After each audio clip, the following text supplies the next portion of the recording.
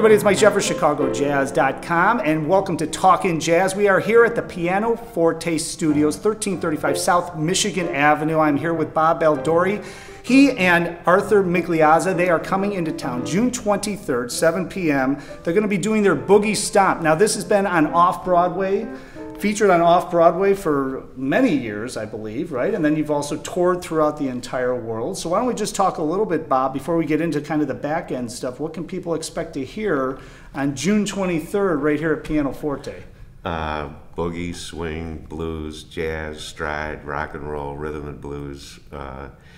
We sort of tell the story of the origins of what I call American piano music, American roots music, and give the history and show how all these different genres have the same basic elements. Now, that's it? That's all the styles you're going to do? I mean, no, I'm just kidding. All right. There's a couple more. Gospel, I left that out.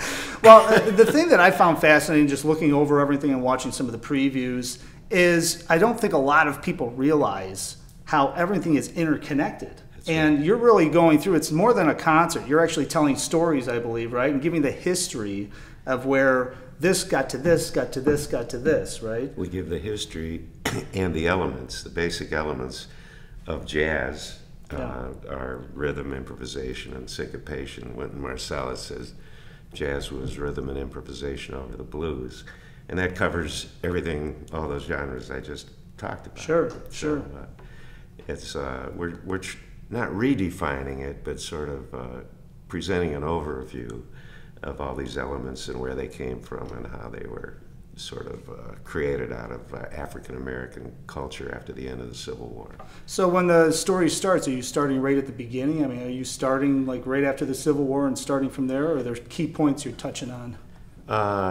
Well, we start with an overview of it, and one of the early numbers in the show is Arthur playing a version of St. Louis Blues, which is over 100 years old. Yeah. And which started out as a blues and then became a jazz standard. Mm-hmm. And then it was developed by Earl Father Hines into a boogie-woogie piece. And when Arthur plays it, all those styles come out and they're seamless. It's not like, oh, he's switching here. It's just all one piece. Yeah, it organically grows out of it. That's right. Now, I mean, obviously in Chicago, there's got to be a heavy dose of Chicago history in this too, because, you know, with King Oliver and everybody moving up here, I mean, wasn't this one of the boogie capitals of the world at one point? It was. The first documented, published, and recorded music that had elements of boogie woogie and blues was about 100 years ago, 1918 to 1921, and that George and Herschel Thomas, two piano player brothers from East Texas, recorded the Fives, Hopstop Blues. There were several songs in that era, and those two came all the way up to Chicago, and were, I think Herschel played with Louis Armstrong for a while, recorded with him here in Chicago.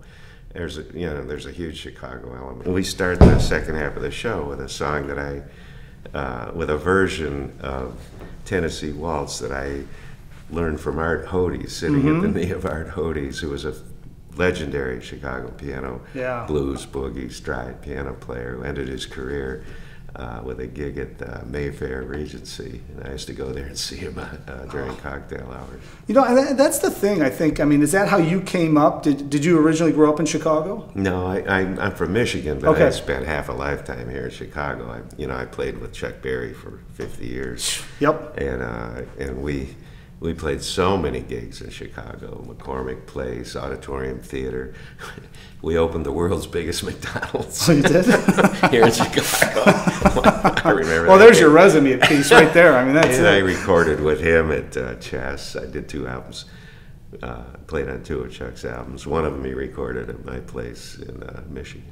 Well, so at one point, I mean, you were touring. He was probably doing, what, 200 dates a year? Yeah. 250 a year or something like that? 100 to 200, yeah. How many years were you with him? Well, I started playing with him in 1967, and I played with him right through till a couple of years ago when he passed away. I mean, not so much in the last decade, because his health was failing. I'd go to St. Louis. He had a place there home in Wentzville. And he used to play Blueberry Hill, a legendary club there, and I'd go a couple times a year near the end of his life. Sure, sure. Well, I mean, doing all of that, and then how did this show come about? I mean, how did you guys develop this? Because it seems like a great idea, but it seems like a monstrous idea to try to put together to get this kind of history together. It took a while for it to evolve, and partly through Chuck, I ended up playing with the world's greatest boogie and stride piano player, Bob Seeley, who's from Detroit and is a legend around the world. I mean, he actually played with Sippy Wallace for a while, who was the sister of George and Herschel Thomas. And he knew and played and worked with Meade Lux Lewis, Pete Johnson, Albert Hammond. So Bob was the last living link to the absolute beginnings. Yeah. And I met him at about 15 years ago at a Boogie Woogie Piano Festival in Detroit that a promoter put on, saying the first annual Detroit Boogie Woogie Festival, one of those first annual events that never happens. And he did it in honor of Johnny Johnson, who played with Chuck before I did. And Johnny and I were friends. I knew him. And so the promoter invited me in, and he had several other, great piano players there. And this one guy gets up on stage, they're all playing, and just blows everybody away. And I'm like, who is this guy? Bob Seeley. You had no idea. Right? Yeah. You had no idea. He said, I said, where's he from? Detroit. I grew up in Detroit. I'd never heard of him. And so he comes down. He's the nicest guy imaginable. He says, why don't you come out and sit in with me sometime at my gig? And I said, where's your gig? He said, Charlie's Crab. Charlie's Crab is a fish joint in the Detroit suburbs. So and you'd never think that was happening at Charlie's Crab, he right? played, well, I get out there, a month or two later, I think, I'll go see this guy. I get to Charlie's Crab, there's nothing indicating he's there. I say to the hostess, is Bob Seeley playing here? And she just gives me a blank look. She says, well, I've been there before. I know exactly what you're talking about. She says, we got a piano player out back. So I go back there, and there he is, and he's just banging out this amazing stuff behind. And he sees me, and he says, sit in, and we do some four-handed piano playing, and I play a little harp, and before I know it, people are giving us $50 tips and saying, man, how long you guys been playing together? And that was my first time at Charlie's Crab. And then Bob tells me he's been playing there for 37 years. Holy God. In Detroit, like where you live. And I said I wouldn't have lasted 37 minutes in that place without an exit strategy. But we had this chemistry, and so I said, you want to do some real gigs? And he said, sure. And I booked a great jazz club in Toronto, the Rex.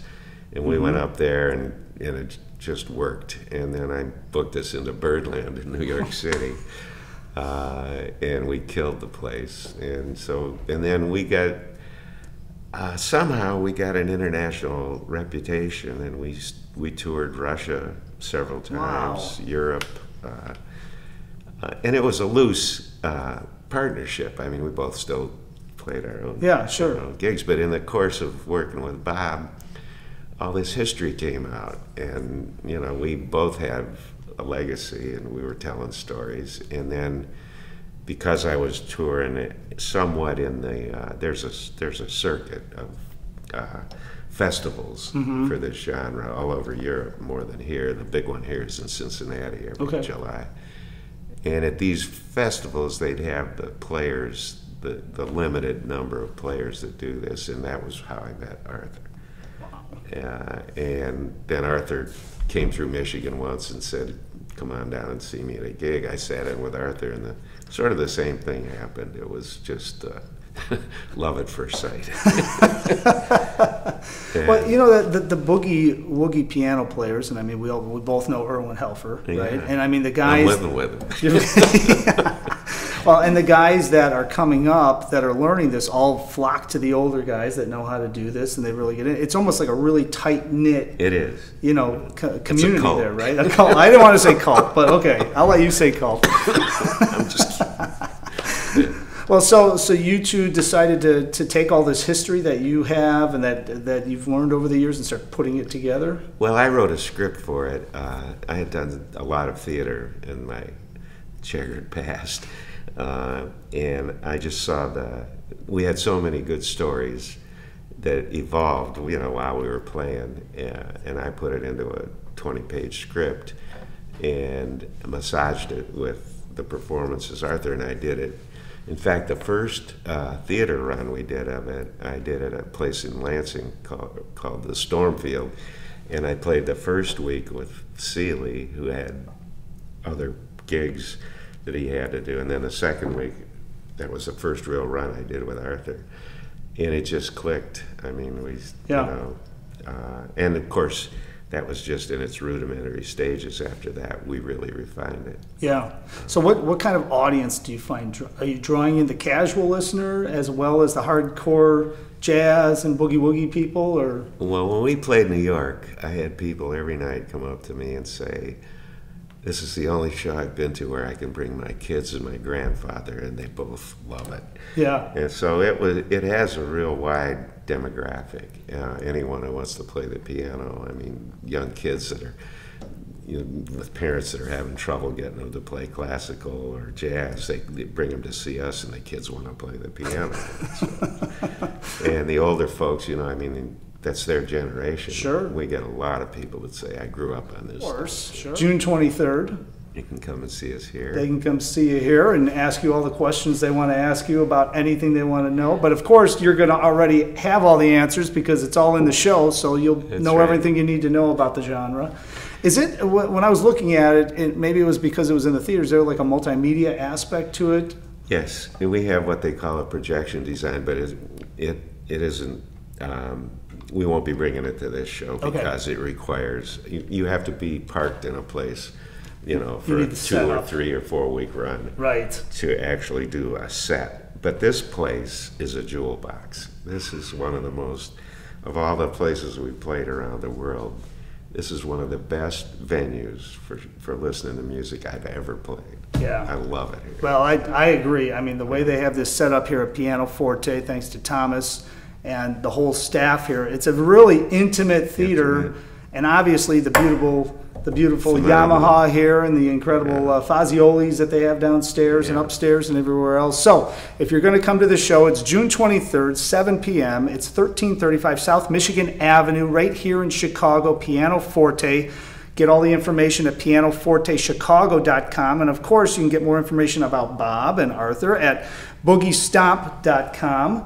So why don't I ask you if you could indulge our listeners here for our final segment here, and I'm going to let you play us out. What tune do you think you could lay on us on the way out? You name it. Maybe I'll do a little Chuck Berry. All right, you're the expert, Bob. You figure it out. It was a pleasure meeting you, and thanks for being on Talking Jazz. Now check this out, because this is what you can expect to hear June 23rd.